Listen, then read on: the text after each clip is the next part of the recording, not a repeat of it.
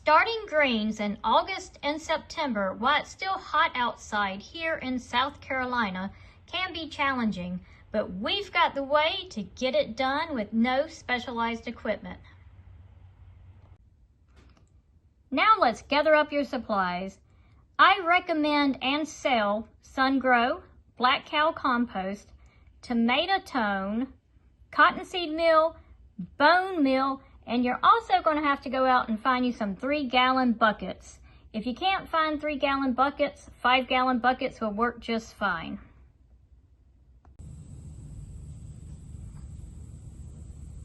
Now remember, your 2 to 5-gallon bucket is not going to be your plant's permanent location.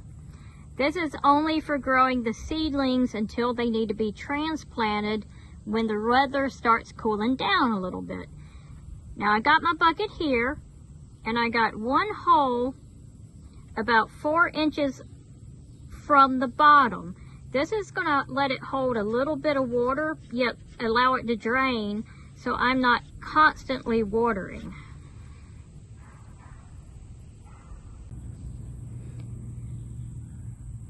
So what I want you to notice about this bucket is I got one hole. There's no holes in the bottom. No holes. This way it just holds a little bit of water. If you put holes in the bottom, it defeats the purpose and you're going to be watering a whole lot.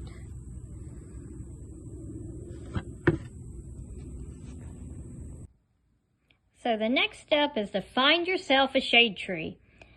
Now you want all your seedlings to go in the morning sun. So at 10 o'clock in the morning, see where you have morning sun at. So that would be about right there.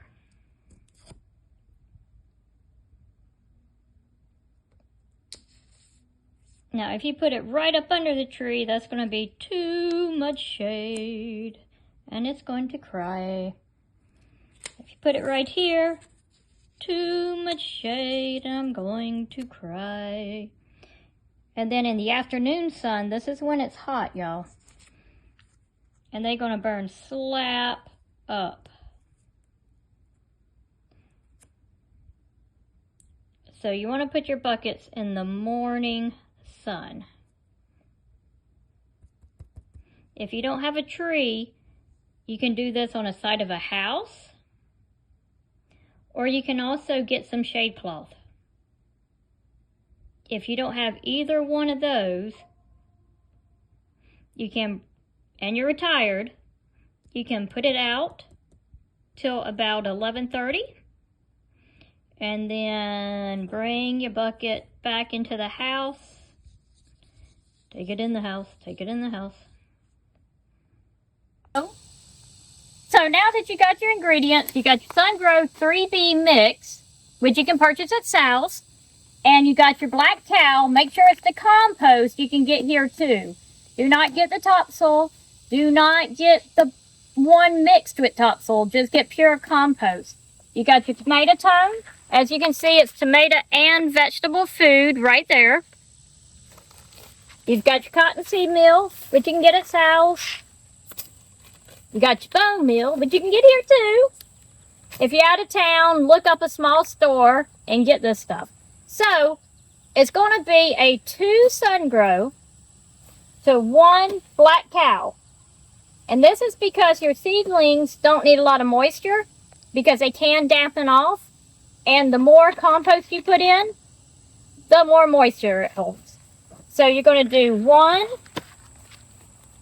2 scoops, and 1 of the beautiful cow. And you see people complain about it having wood chips. Get the good stuff. It doesn't have wood chips in it. Then 1, 2. And then another scoop of black cow. You're going to mix it up.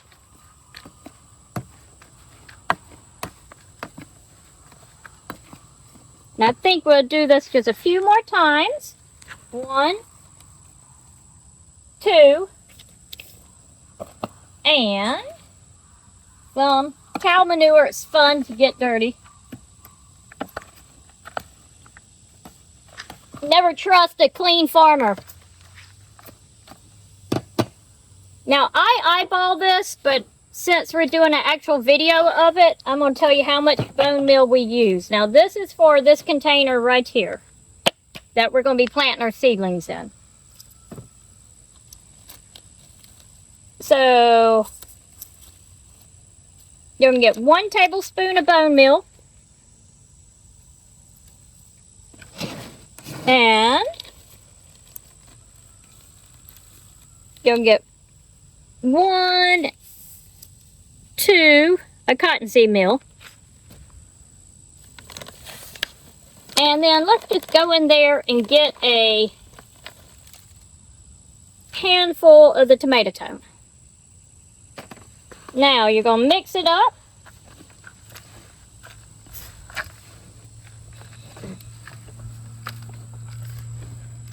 Mix it until you do not see any of the white powder. If you don't see the white powder, it is going to be mixed well.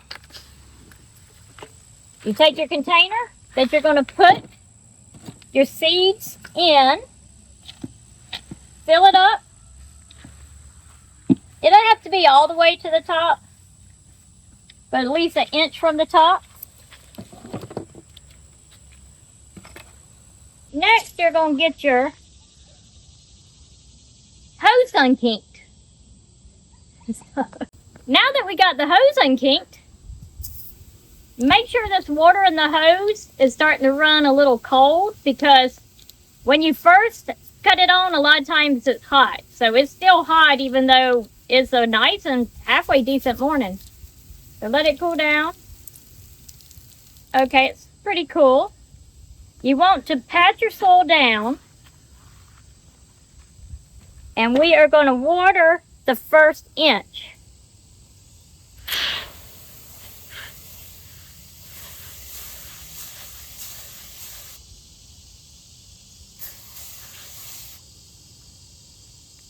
See how that is? Perfect. Now we're going to pat it down. You don't have to make it concrete, just slightly pat it down. And I'm going to show you why you want to pat it down. Because this seed is very, very tiny. Now this is cabbage seeds. Cabbage, collards, all that's very tiny. So you're going to take it and you're going to sprinkle it out. It's better to do this with dry hands, but you can get it all off here. Just sprinkle them out. Just like that. Get them all in there. Then take your little mister, if you got a misting setting, and just slightly mist it.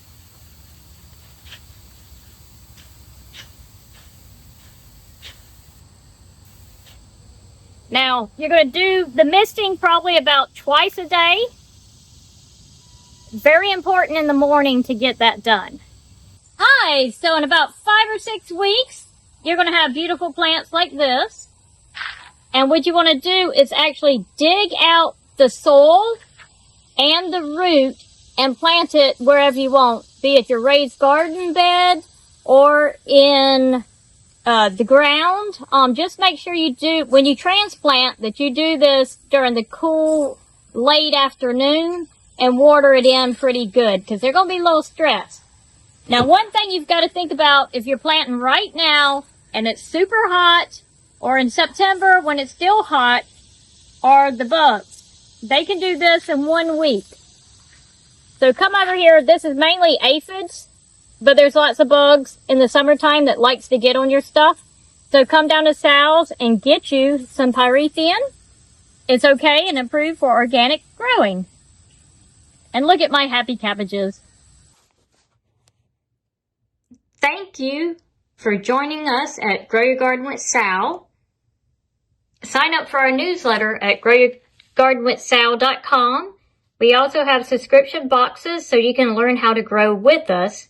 And also a radio show every Saturday morning, 8 to 9 a.m. on the Point 100.7 that live streams here on YouTube and Facebook. Order your seeds and your garden boxes at growyourgardenwithsal.com.